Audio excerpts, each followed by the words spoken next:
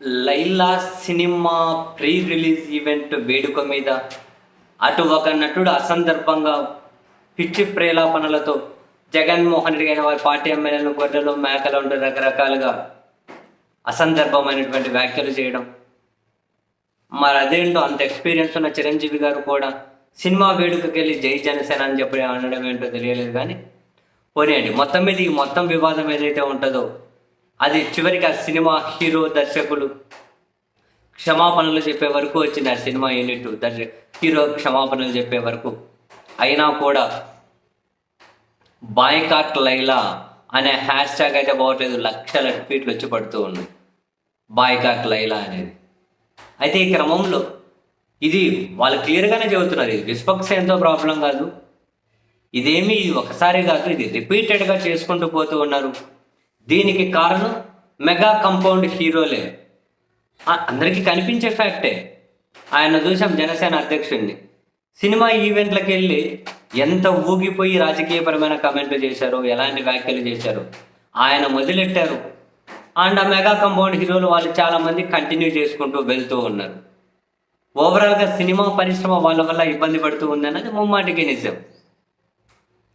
And ఈ క్రమంలో YSR Congress party నేరుగా కంపౌండ్ హీరోల మీద డైరెక్ట్ విమర్శలకే దిగింది. ఎర్రగొండపాలెం వైసీపీ ఎమ్మెల్యే చంద్రశేఖర్ గారు డైరెక్ట్గానే మెగా హీరోలు కాదు, మీరు మెగా హీరోలు అంటే మెగా హీరోలుగానే ఉండాలనుకున్నాం మేము కూడా, కానీ మీరు దగా హీరోలుగా మారిపోయారు. మెగా హీరోలు దగా హీరోలుగా మారినారు. ఆ దగా నుండి బయటకు వచ్చి మెగాగా ఉంటే మీకు మంచిది, సినిమా పరిశ్రమకు మంచిది, సమాజానికి కూడా మంచిదే. సో మెగాగానే ఉండండి. అట్లనే ఇప్పుడు మీరు దగా హీరోలుగా మారిపోయారు. మెగా హీరోలు కాదు, దగా హీరోలు అని డైరెక్ట్ విమర్శ చేశారు. అండ్ ఆ వాళ్ళు చెప్పినటువంటి 11 మంది గొర్రెలు మేకలు ఎవరైతే ఉన్నారో అందులో నుంచి నేను ఒకరిని అని చెప్పి వైసీపీ ఎమ్మెల్యే అయితే డైరెక్ట్ మెగా కంపౌండ్ హీరోలను టార్గెట్గానే దగా హీరోలు అంటూ విమర్శ చేశారు.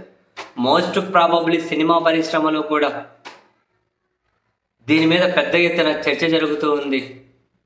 రాజకీయ వేదికల మీద కాకుండా సినిమా పరిశ్రమకు ఎందుకు ఆపాదించి భ్రష్టు పట్టించేస్తున్నారు అని. కానీ దాన్ని లీడ్ చేయగలిగే వాళ్ళు కావాలి కదా, ఆ పెద్దరికము ఆ కథలు లేవుగా, దాన్ని లీడ్ చేయగలిగే వాళ్ళు కావాలి కదా. అందుకని చెప్పి ఎవరికి వాళ్ళు సైలెంట్గా అయితే ఉంటూ ఉన్నారు. కానీ ఆ కంపౌండ్ వల్ల సినిమా పరిశ్రమకి ఎంత మేలు జరుగుతుందో తెలియదు, కానీ చెడైతే జరుగుతుంది అన్నది ముమ్మాటికి నిజం. సినిమా వాళ్ళు కూడా వాళ్ళ అంతరంగిక సంభాషణల్లో అంగీకరిస్తున్నటువంటి వాస్తవం ఇది.